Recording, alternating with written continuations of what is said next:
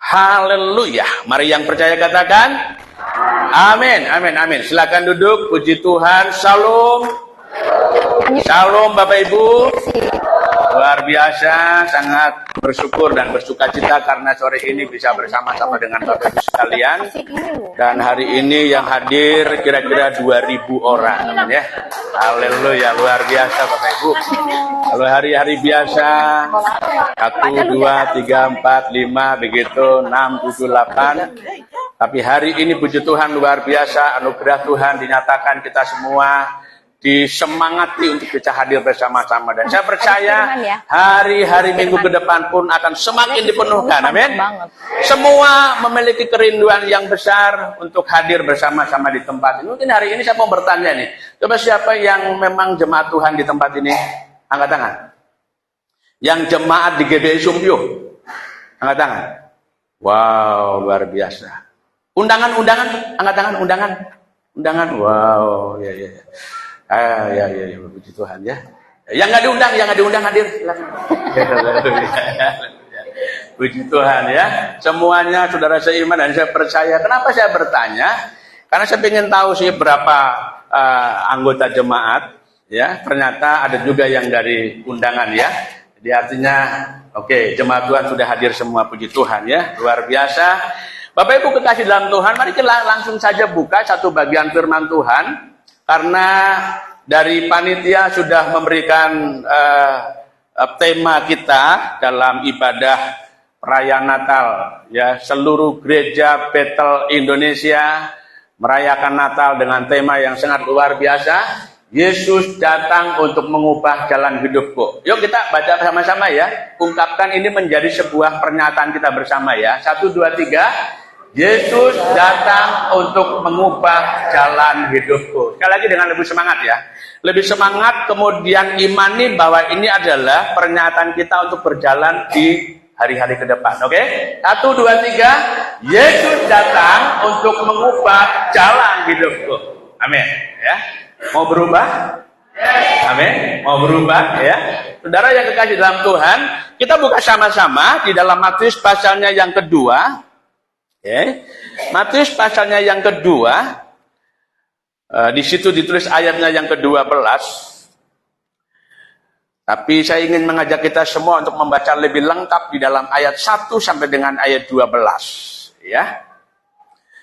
Matius pasalnya yang kedua, ayat 1 sampai dengan ayatnya yang ke-12. Saya ingin mengajak kita semua untuk membaca bersama-sama secara responsoria saja, supaya pembacaan firman Tuhan ini tidak hanya dari atas mimbar saja, tapi kita semua ya. Semua bawa Alkitab ya. Oke, angkat tangan yang bawa Alkitab. Saya pengen tahu yang berapa orang yang masuk surga. Haleluya ya. Puji Tuhan ya. Oke. Kalau orang yang mau masuk surga itu kelihatan. Dari pergi ke gereja aja udah kelihatan tuh mau masuk surga atau enggak, begitu kira-kira ya. Bawa Alkitab atau enggak gitu. Oke, ya, kita akan baca secara responsoria ya. Dari atas mimbar saya membacakan yang ganjil, kemudian Bapak Ibu sekalian akan membacakan yang genap dan seterusnya. Ayat 12 nanti kita baca bersama-sama. Dengan judul perikop orang-orang Majus dari timur. Ayat 1 demikian firman Tuhan dari atas mimbar. Sesudah Yesus dilahirkan di Bethlehem di tanah Yudea, pada zaman Raja Herodes, datanglah orang-orang Majus dari timur ke Yerusalem.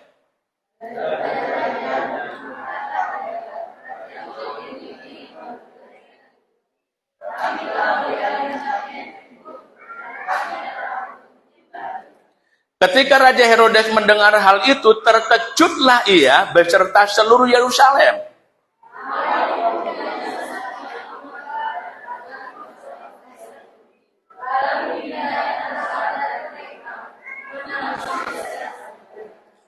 Mereka berkata kepadanya, di Bethlehem di tanah Yudea, karena demikianlah ada tertulis dalam kitab Nabi.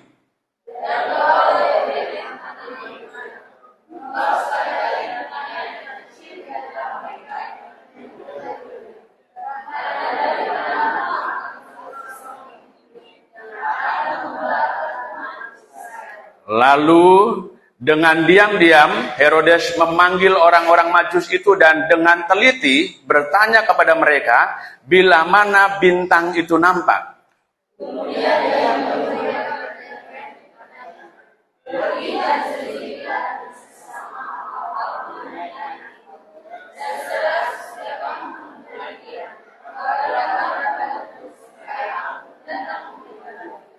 Setelah mendengar kata-kata itu, berangkatlah mereka, dan lihatlah bintang yang mereka lihat di timur itu mendahului mereka hingga tiba dan berhenti di atas tempat di mana anak itu berada.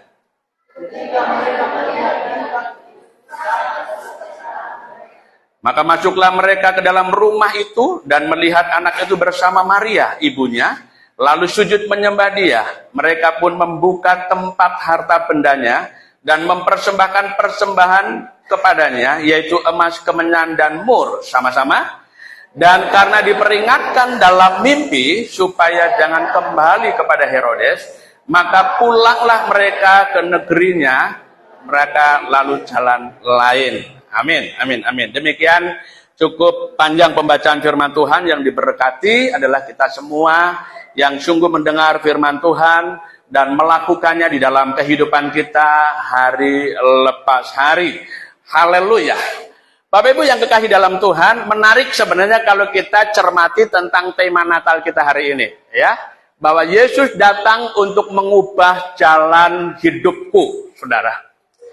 Kedatangan Kristus bertujuan untuk mengubah jalan hidup orang-orang yang percaya kepada Tuhan. Nah, Saudara yang kasih dalam Tuhan, barangkali kita perlu bertanya dalam momen perenungan firman Tuhan terkait dengan narasi Natal hari ini, bagaimana kira-kira kita menyambut Natal di tahun ini, Saudara? Kira-kira apa yang menjadi persiapan bagi kita di dalam menyambut Natal tahun 2022 ini, Saudara? Setelah kurang lebih barangkali kurang lebih 2-3 tahun ini ya, di Indonesia bahkan seluruh dunia barangkali perayaan Natal itu hanya dilaksanakan secara online, tidak onsite lagi. Sehingga apakah kita kemudian memiliki hati yang betul-betul rindu akan Natal itu? Apakah kita betul-betul merindukan bahwa suasana Natal yang sedemikian rupa itu menjadi sebuah kerinduan kita sebagai orang-orang percaya untuk sungguh-sungguh merayakan Natal dengan segenap hati kita? Atau kita hanya sekedar mengalir sajalah. Setelah sekian tahun lamanya kita nggak merayakan Natal, kita nggak ibadah secara onsite dan sebagainya, kemudian Natal tahun ini puji Tuhan kita bisa bersama-sama merayakan secara luar biasa karena tidak lagi dengan aturan-aturan main, harus dengan pembatasan dan sebagainya. Tidak diwajibkan untuk menggunakan masker dan sebagainya. Artinya kita bisa betapa menikmati ikatan koinonia yang sepenuhnya. Kalau sekian tahun yang sudah kita lewati, kita betul-betul dibatasi oleh jarak dan sebagainya, Bapak Ibu. Apakah betul-betul kita merindukan Natal itu di dalam hati kita? Ataukah Natal itu sekedar menjadi semacam seremonial belaka dalam kehidupan kita?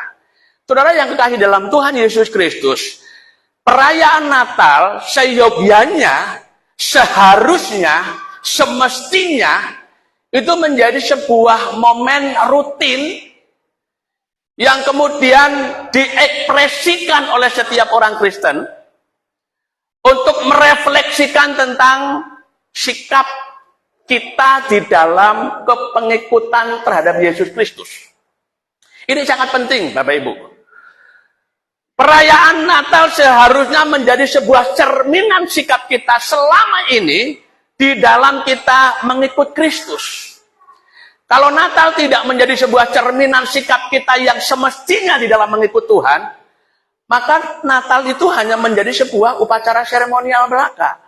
Menjadi sebuah perayaan yang kemudian tidak akan berdampak apapun dalam kehidupan kita. Apalagi mengubah jalan hidup kita. Tidak akan pernah terjadi, Bapak Ibu. Tapi kalau Natal itu menjadi sebuah refleksi sikap kita, itu akan menjadi perenungan yang tidak terhenti dalam masa seremonial belaka. Tapi setelah perayaan itu pun kita akan terus hidup di dalam hari-hari kita. Hidup saya harus berubah seturut dengan kehendak Tuhan. Katakan amin, Bapak Ibu. Saudara, karena terlalu banyak orang-orang yang mengklaim dirinya Kristen, merayakan Natal tahun demi tahun, tapi hidupnya tidak pernah berubah. Dulu, sekarang, dan yang akan datang selalu mengatakan, aku masih seperti yang dulu. Orang yang seumuran saya pasti hafal lagu ini, Bapak. Kalau hafal lagu ini, kita diingatkan, wish to war. udah tua gitu ya. Yang nggak tahu lagu ini berarti memang kaum milenial, masih muda gitu ya. Saudara, kadang-kadang tanpa sadar kita hidup nggak ada perubahan. Maka saya senang sekali ketika diberikan satu tema, Yesus datang untuk mengubah jalan hidupku. Wow, menjadi sebuah kesempatan sekaligus peringatan supaya hidup kita sebagai orang-orang Kristen betul-betul mengalami yang namanya perubahan hidup. Seperti dihentakkan oleh Tuhan, bahwa ini momen yang tepat, waktunya Tuhan, untuk kita mengalami lawatan Tuhan, yang mengubah sikap kita, hidup kita, komitmen kita, di dalam mengiring dan mengikut Tuhan, dengan segenap hidup kita. Bapak Ibu yang kekasih dalam Tuhan, sesungguhnya inilah hal yang perlu kita renungkan, bahwa Natal seharusnya menjadi sebuah momen yang spesial bagi kita, untuk merefleksikan sikap hidup kita selama ini di dalam kepengikutan terhadap Tuhan Yesus Kristus. Supaya kita jangan sampai merayakan Natal hanya sekedar upacara seremonial tahunan yang tidak berdampak apapun. Karena itu mari kita akan merenungkan ada bahwa dalam narasi Natal kali ini di dalam Matius pasalnya yang kedua, saya menemukan ada dua tokoh penting. Ya, ada dua tokoh penting yang perlu kita lihat di sana jalan hidupnya, ya, jalan hidupnya untuk kita renungkan dalam kehidupan kita sebagai orang Kristen. Kira-kira jalan hidup tokoh yang mana yang selama ini kita hidupi di dalam kehidupan kita, sehingga betul adanya kehidupan kita memang sudah berubah di dalam Tuhan, atau kehidupan kita justru perlu segera diubahkan oleh Tuhan. Saudaraku yang kekasih dalam Tuhan, dalam firman Tuhan ini, yang pertama yang saya perhatikan adalah jalan hidup yang menolak Natal, yaitu jalan hidup Herodes. Itu jalan hidup yang pertama, Bapak Ibu. Jalan hidup pertama yang perlu kita renungkan di sini dalam narasi Natal yang disampaikan dalam Matius pasal 2 adalah jalan hidup yang menolak Natal, yaitu jalan hidup Herodes. Siapa itu Herodes, Bapak Ibu? Mungkin kalau kita tanya sama anak sekolah minggu, barangkali juga sudah tahu barangkali. Kita semua dari masa kecil kita sudah tidak asing dengan yang namanya Herodes. Tapi siapa itu Herodes? Bapak Ibu, dalam perjanjian baru, Herodes itu dinyatakan untuk menunjuk kepada 5 orang loh. Bukan cuma 1 orang. Herodes itu menunjuk kepada 5 orang, sebutan untuk 5 orang. Yang pertama adalah Herodes Agung. Kemudian yang kedua, Herodes Arkelaus. Yang ketiga, Herodes Antipas. Yang keempat, Herodes Agripa I. Kemudian yang kelima, Herodes Agripa II. Ada 5 yang disebut sebagai Herodes. Kita mungkin tahunya selama ini cuma Herodes begitu, tapi ternyata Herodes itu ada beberapa orang di sana begitu. Nah, yang dicatat dalam narasi yang kita baca dalam Matius pasal 2, ini sedang berbicara tentang Herodes Agung. Siapa Herodes Agung, Bapak Ibu? Herodes Agung itu dilahirkan pada tahun 73 sebelum Masehi, artinya sebelum Yesus datang. Herodes sudah dilahirkan. Menjadi seorang yang sangat berpengaruh pada konteks waktu itu, Bapak Ibu. Dia seorang dikatakan sebagai seorang yang sangat hebat dalam ilmu berperang. Dia seorang yang sangat mumpuni dalam hal berpolitik dan sebagainya, Bapak Ibu. Dia juga seorang raja yang kemudian mampu membangun kembali bait Allah sehingga kemegahannya semakin luar biasa. Bertambah megah, ini luar biasa. Tapi dia juga seorang raja yang membangun kuil untuk Kaisar Agustus. Dia membangun gelanggang olahraga, membangun teater dan konsorsium yang sangat penting pada waktu itu, Bapak Ibu. Luar biasa. Sehingga dalam konteks pemerintahannya, konteks waktu itu kalau kita lihat keberadaan orang Yahudi begitu, itu begitu luar biasa, Bapak Ibu. Tetapi di sisi hal-hal yang, di samping hal-hal yang positif, itu ada hal yang sangat negatif. Dia seorang raja yang sangat kejam, Bapak Ibu. Bayangkan saja, dia istrinya itu dibunuh, pamannya dibunuh, anak kandungnya sendiri dibunuh. Orang-orang yang dekat dengan dia dibunuh karena apa? Khawatir kalau kemudian kekuasaannya itu direbut oleh orang lain. Oleh istrinya sendiri pun dia khawatir. Dia artinya orang yang, apa kalau orang yang selalu serba ketakutan itu? Fobia. Orang yang kemudian selalu berpikirnya negatif kepada orang lain, Bapak Ibu. Orang yang haus dengan kekuasaan begitu luar biasa. Sehingga kehidupannya justru dikuasai oleh ketakutan-ketakutan akan kehilangan kekuasaan yang luar biasa. Saudaraku yang kasih dalam Tuhan, kalau kita merenungkan tentang sikap dari seorang Herodes Agung ini begitu luar biasa. Oh, kesimpulan kita adalah orang yang sangat kejam. Dia orang yang sangat tidak bersahabat, orang yang tidak berjalan dalam kehendak Allah. Itu sebabnya firman Tuhan menyaksikan bagi kita bagaimana ketika orang-orang Majus bertanya tentang di mana raja yang sudah dilahirkan itu. Ayat yang ketiga dikatakan, Raja Herodes sangat terkejut, Bapak Ibu. Dia merasa hidupnya terancam oleh raja yang baru dilahirkan itu. Sehingga dia kemudian menyuruh supaya para imam dikumpulkan bertanya di mana dia dilahirkan. Lalu dia panggil orang Majus itu supaya kemudian berupaya mencari dan menemukan. Lalu melaporkan kepada dia dengan alasan dia mau menyembahnya. Padahal tidak. Karena ayat 16 di sana dikatakan ketika dia mengetahui orang-orang Majus pergi lewat jalan lain, dia kemudian memerintahkan untuk membunuh setiap anak laki-laki yang berusia 2 tahun ke bawah. Saudara, hidup dari seorang Herodes adalah hidup yang tidak diliputi dalam kenyamanan, keamanan, dan selalu berada di dalam ancaman. Artinya apa? Bapak Ibu yang kekasih di dalam Tuhan Yesus Kristus, saya perhatikan di sini bahwa Raja Herodes adalah satu sosok yang membuat kita mengingat tentang ada orang-orang yang menolak kehadiran Kristus di tengah-tengah dunia ini. Respon Herodes terhadap Natal mengingatkan kita bahwa ada orang-orang yang memang menolak kehadiran Kristus di tengah-tengah dunia ini. Tidak semua orang mengatakan dengan sukacita menyambut dan menyongsong kehadiran Yesus. Kelahiran Yesus, kehadiran Yesus di tengah-tengah dunia ini. Tapi ada banyak orang-orang yang justru tidak menghendaki kedatangan Kristus di tengah-tengah dunia ini. Saudara, Herodes menolak kehadiran Kristus. Herodes menolak karena dia tidak mau dirinya diatur oleh Tuhan. Nah, saudara yang kasih dalam Tuhan Yesus Kristus, kita mungkin tidak memiliki kerajaan seperti Herodes untuk diatur. Saudara dan saya hari ini tidak memiliki kerajaan seperti Herodes untuk diatur oleh Tuhan. Tidak punya. Tapi kita memiliki hati yang untuk diatur. Amin. Kita memiliki kehidupan yang perlu diatur. Pertanyaannya buat kita adalah, apakah kita telah menyediakan hati kita untuk diatur oleh Tuhan? Apakah kita telah menyediakan diri kita, hidup kita, untuk diatur oleh Tuhan? Sebenarnya gambaran Herodes itu menjadi gambaran hidup kita di masa sekarang, Bapak Ibu. Gambaran orang-orang yang bagaimana mereka menjalani hidup itu dengan kemauannya sendiri tanpa mau diatur oleh pihak lain. Seringkali kita menjalani hidup ini, maunya adalah menurut aturan main kita sendiri, bukan menurut aturan main Allah.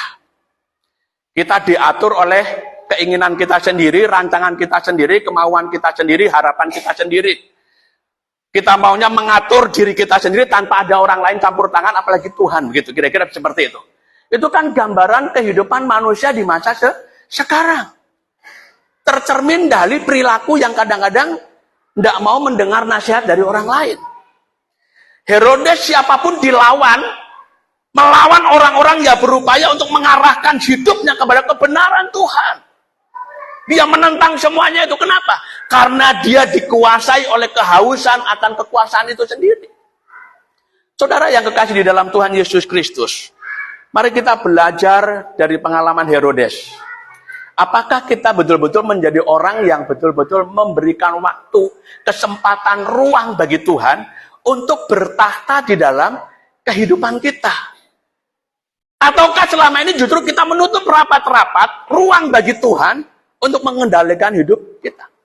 Seringkali Bapak Ibu yang kekasih dalam Tuhan, manusia hidup di masa modern itu selalu mengandalkan kepada apa yang menjadi keyakinan dirinya, kekuatan dirinya, kecerdasan kita, hikmat kita, kemampuan kita, itu yang kita andalkan daripada kita bersandar kepada Tuhan. Mengatur segala sesuatunya menurutku, bukan menurut Tuhan lagi. Ise mengatur negaraun, hepeng, kata orang Batak begitu ya. Yang mengatur hidup ini bukan siapa-siapa. Uang. Kadang-kadang kita di hidup itu diatur oleh uang. Ketika dikunjungi oleh pendeta untuk datang ke gereja, emang ke gereja bisa mengenyangkan? Emang ke gereja solusi bisa selesai? Masalah saya bisa selesai, keuangan saya bisa tercukupi dan sebagainya. Ada banyak orang yang memiliki konsep-konsep menurut hikmat manusianya sendiri. Sehingga dia tidak lagi mengandalkan Tuhan atau bahkan kecenderungan melupakan Tuhan. Tanpa sadar kita menjadi Herodes di masa modern seperti sekarang. Mengandalkan kepada kekuatan diri kita sendiri. Bukan mengandalkan kepada kekuatan Tuhan. Ada banyak orang yang mengatakan, Pak Pendeta, sebenarnya saya pengen ke gereja. Tapi saya nggak punya waktu. Waktu saya kurang waktunya.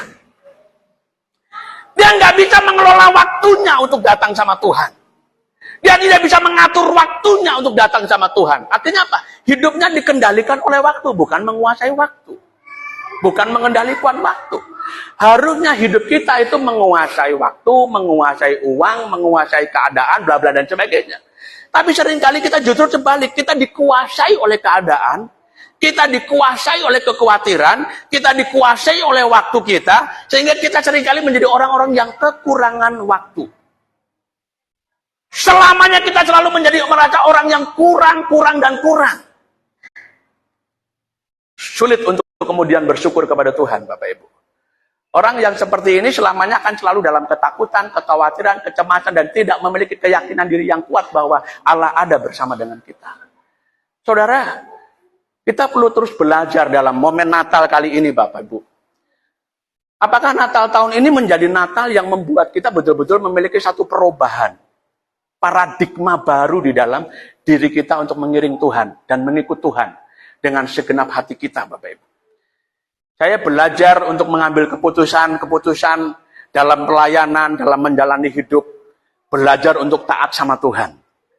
Bapak Ibu, kurang lebih 1,5 tahun saya diberi kesempatan untuk datang ke Banyumas, kampung saya sendiri di daerah Cilacap. Bertemu dengan hamba Tuhan, Pak Jeffrey, teman-teman dosen di Diakonos, beberapa hamba Tuhan yang kemudian bisa berkenalan di wilayah Banyumas. Itu menyenangkan sekali, Bapak Ibu. Sehingga membuat saya merasa nyaman tinggal di Banyumas. Merasa ada penerimaan dengan begitu luar biasa. Sehingga membuat saya mau melayani di sini. Terus sampai tua, begitu. Tapi ternyata siapa tahu. Siapa nyangka kalau kemudian saya justru diperintahkan untuk kembali balik ke Tangerang. Saudaraku yang kasih dalam Tuhan, maunya hati saya itu di sini, bukan di tempat yang lain. Ketika menemukan dalam tanda kutip kenyamanan, kedamaian, ketenangan hidup, saya ingin mengakhiri masa hidup saya di Banyumas, di Cilacap. Tapi kok ya Tuhan maunya saya harus balik begitu loh. Saya berargumentasi dong. Tuhan, saya mau di Banyumas. Saya diskusi dengan istri. Saya diskusi dengan anak-anak yang Tuhan percayakan sama saya, di mana saya harus pergi. Wow, jalan hidup saya itu harus seperti apa gitu. Apakah memang saya harus balik ke Tangerang, ataukah memang saya harus bertahan di Banyumas? Indikatornya apa? Kalau indikatornya hanya sekedar kemauan saya, apakah itu berkenan di hadapan Tuhan? Bapak Ibu, saudaraku yang kekasih dalam Tuhan, Yesus Kristus menjadi perenungan yang kemudian cukup lama. Karena perintah untuk balik sudah disampaikan kepada saya dari mulai bulan September. Saya bergumul Tuhan, saya sudah mulai menikmati kenyamanan. Senang punya teman-teman yang baik, teman-teman yang penuh perhatian, yang mendukung. Saya belum tahu apa-apa, tidak punya apa-apa, bukan siapa-siapa, menjadi dalam memiliki pengakuan yang luar biasa. Itu buat saya itu luar biasa. Begitu. Tapi Bapak Ibu kekasih dalam Tuhan, sekali lagi, seringkali dalam hidup ini kita dituntut untuk lebih mentaati Tuhan daripada mengikuti kehendak kita sendiri, Bapak Ibu. Kita timbang-timbang dari berbagai aspek, bla bla dan sebagainya, dari segi kenyamanan, dari segi keuangan, dari segi bla bla bla bla begitu. Tapi wah, saya harus di Banyumas. Jangan saya balik ke Tangerang. Tapi Tuhan memiliki kemauan yang lebih daripada itu. Saya bergumul, saya merenungkan. Apa ya saya doakan? Istri saya sampai juga doa puasa untuk mengambil keputusan. Saudaraku, akhirnya saya pilih untuk taat sama Tuhan lah. Kalau saya mengikuti kemauan saya sendiri, akan mengalami kesulitan di kemudian hari, ketidakdamaian dan ketidaktenangan. Bapak Ibu, belajar dari seorang Herodes, respon Herodes di dalam meresponi berita Natal menjadi sebuah perenungan buat kita, bagaimana sesungguhnya dalam hidup ini ada banyak orang-orang yang justru tidak menghendaki kehadiran Kristus. Menolak akan kehadiran Kristus karena menginginkan kehidupannya menuruti keinginan diri sendiri. Saudaraku, perenungan dari jalan hidup yang menolak Natal, yaitu jalan hidup Herodes buat kita adalah, apakah kita selama ini menjalani hidup sebagai orang yang mengklaim percaya sama Yesus? Itu betul-betul menjadi orang yang mau taat sama Tuhan. Yang mau hidup itu tidak diatur oleh diri kita sendiri, tapi diatur oleh Tuhan. Perenungan dari jalan hidup Herodes itu adalah bagaimana kita mau taat sama Tuhan atau mau mengatur diri kita sendiri, Bapak Ibu. Sehingga kita bisa berkata, Yesus datang untuk mengubah jalan hidupku. Ini perenungan pertama. Jalan hidup yang menolak Natal, yaitu jalan Herodes. Bagaimana jelas Herodes di sana menolak tentang kelahiran Kristus di dalam kehidupannya. Menolak untuk diatur oleh Tuhan, tapi dia justru mengatur hidupnya sendiri untuk kepuasannya sendiri. Kemudian yang kedua yang saya perhatikan, Bapak Ibu kekasih dalam Tuhan, adalah jalan hidup orang Majus. Ya, jalan hidup yang menerima Natal, yaitu jalan hidup orang Majus. Siapa orang Majus ini, Bapak Ibu? Siapa kira-kira orang Majus? Kita seringkali setiap tahun memang bertemu dan membaca. Tapi siapa itu orang Majus?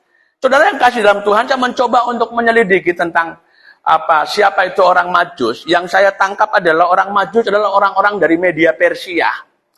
Yang kalau sekarang ini kita lihat itu Iran lah, di daerah Iran sana begitu ya.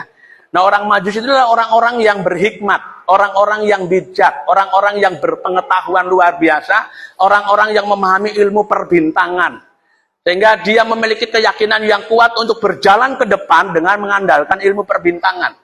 Tapi yang saya mau sampaikan di sini adalah penekanan tentang bagaimana orang-orang Majus itu mewakili sebagai orang-orang yang berhikmat, Bapak Ibu. Orang-orang yang berpengetahuan. Orang-orang yang tidak hanya mengandalkan kepada hikmat manusianya. Tetapi dia mengandalkan kepada apa yang dia tangkap dari tanda-tanda yang Tuhan berikan dalam hidup mereka. Kita tahu bagaimana ketika orang Majus itu kemudian berupaya datang menuju ke Bethlehem.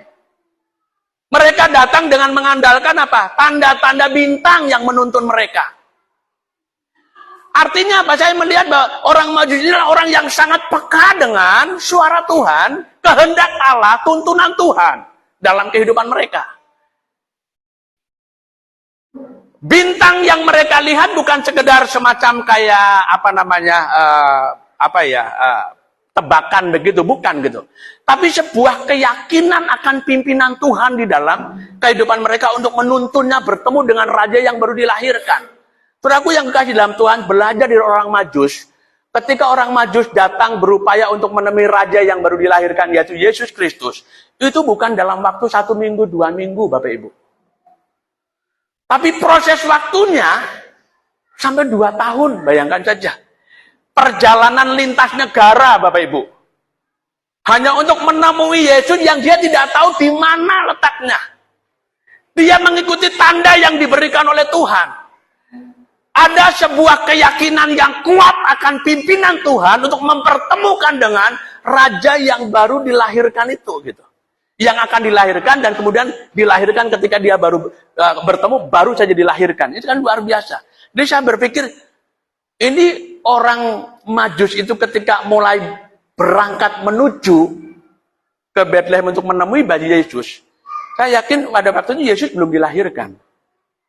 Tapi dia sudah menerima tanda itu dari Tuhan gitu. Untuk kemudian datang. Karena perjalanan dia sekitar kurang lebih 2 tahun dikatakan.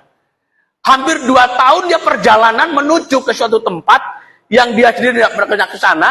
Lalu kemudian bayinya seperti apa, begitu. Rancangannya seperti apa, tapi dia ikut datang gitu.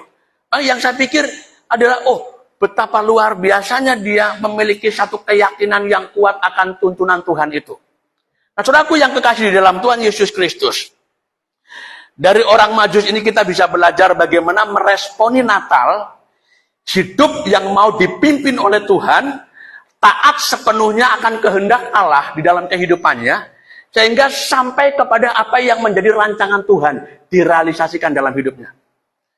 Kadang-kadang seringkali dalam hidup kita berjalan menuruti keinginan kita sendiri, kemauan kita sendiri, akhirnya yang berlangsung atau yang terjadi, bukanlah rancangan Tuhan. Bukanlah kehendak Allah.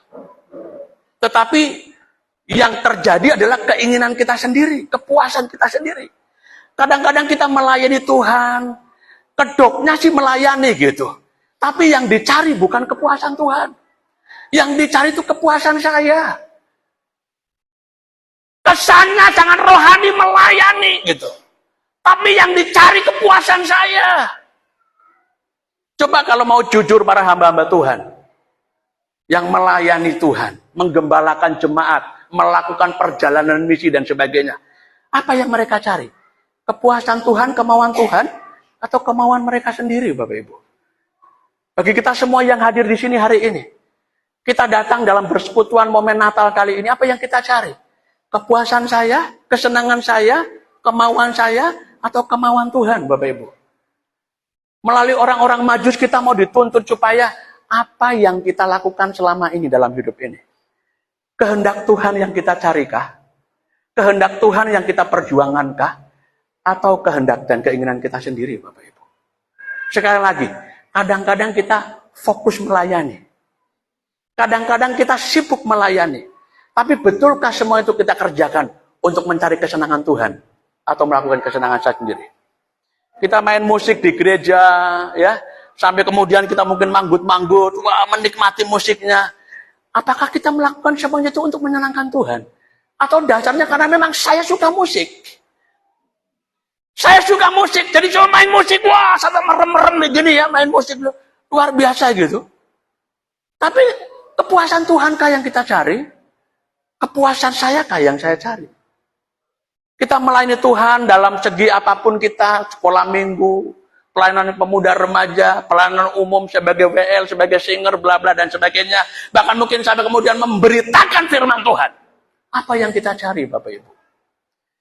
Saudaraku yang kasih dalam Tuhan, tanggal 2 kemarin saya berangkat menuju Palu, Sulawesi Tengah, kemudian Gorontalo, Bolang Mongondo, sampai kemudian Manado. Komitmen saya adalah perjalanan misi. Pertanyaannya adalah, apakah betul Tuhan berkenan atas semuanya itu, Bapak Ibu? Waktu mau berangkat saya berkata, Tuhan, saya mau meninggalkan istri saya mau komitmen untuk melayani Tuhan dengan sesuatu yang baru, komitmen yang baru. Saya hanya ingin menyenangkan Tuhan. Perjalanan yang tidak mudah. Dari Palu menuju ke Manado, kurang lebih 1.200 km, Bapak Ibu. Kami hanya berdua, bawa mobil sendiri, rental di Palu, berjalan. Awalnya spiritnya besar, tapi ketika mulai lelah, aduh lelah banget Tuhan. Lelah banget Tuhan. Mulai agak sedikit keluhan-keluhan. Wow, ini berdua, teman saya nggak bisa bawa mobil. Saya sendiri yang bawa mobil. Kok capek ya? Wow. Saya teringat, di Banyumas enak banget, bisa istirahat. Ya kan, pergi ke kampus, ya ketika ada jadwal, nggak ada jadwal, nggak ke kampus. Ya kan, di rumah bisa bercengkrama dengan istri. Ya dah, baca Alkitab bareng-bareng, tidur bareng, makan bareng. Ini saya harus pergi, nahan melek, bla bla dan sebagainya. Saudara yang kasih dalam Tuhan. Apakah kemudian dari situ kita berpikir kepuasan Tuhan kah atau kepuasan saya kah? Ketika saya bertemu dengan kepuasan saya, capek Bapak Ibu, lelah pasti mengeluh. Tapi ketika diingatkan lagi saya ada di sini karena Tuhan, karena kemurahan Tuhan. Wow. Jalan kaki itu 2 jam Bapak Ibu, dari kota Palu menuju ke suku Lauj. Itu 9 jam perjalanan. Mobil nggak bisa masuk ke dalam, tinggal di pinggir jalan, kita jalan kaki terus, begitu nyebrang sungai. Gitu. Di sana hanya untuk menghadiri sebuah peresmian gedung gereja yang hanya berapa orang, Bapak Ibu. Nggak banyak-banyak. Waktu itu hadir mungkin kurang lebih sekitar 30-40 orang. Capek, Bapak Ibu. Tapi ketika ingat ini, mandat dari Tuhan, menyenangkan Tuhan, membuat saya kemudian memiliki spirit yang besar.